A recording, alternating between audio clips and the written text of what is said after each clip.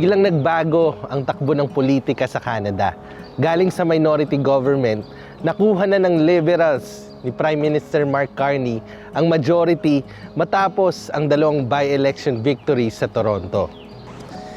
April 13, 2026, nanalo ang Liberal candidate sa University Rosedale at Scarborough Southwest na nagbigay sa kanila ng 172 seats mula sa 169 noong 2025 elections, plus 5 floor crossers mula sa opposition.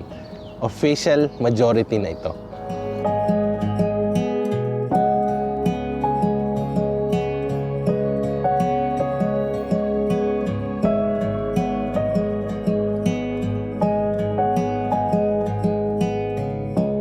Pero maraming tanong sa paraan ng pagkakakuha nito.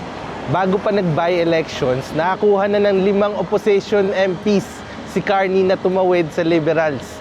Tinawag ito ng mga conservative na backroom deals at pagtataksil sa mga botante na nagtiwala sa kanila. Ayon kay Pierre Poilievre, hindi naman talaga galing sa eleksyon o by-elections ang majority na to.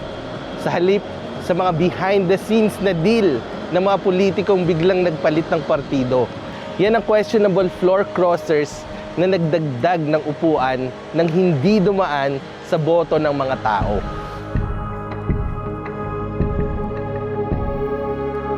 Sa kasalukuyan, ang Liberals ni Carney ay nakakuha ng 5 floor crossers bago pa ang by-elections noong April 13, 2026.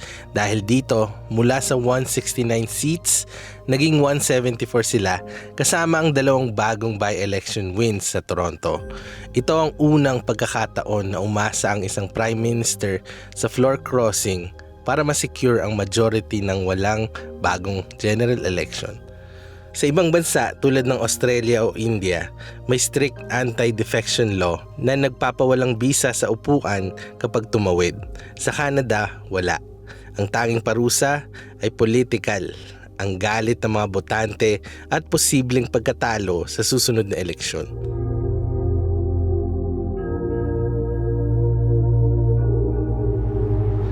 At bilang Filipino-Canadian, naiintindihan ko kung bakit mainit ang usapin. Parang nawawala ang tiwala sa sistema kapag ang politiko ay madaling magpalit ng kulay para sa posisyon. Gusto natin ng stability pero hindi sa ganitong paraan. Gets ko rin minsan, may prinsipyo talaga ang isang MP na nagiging dahilan ng pagtawid. Pero sa mata ng ordinaryong tao, lalo sa mga bago dito, parang niloloko lang ang proseso ng demokrasya na pinaghirapan nating lahat.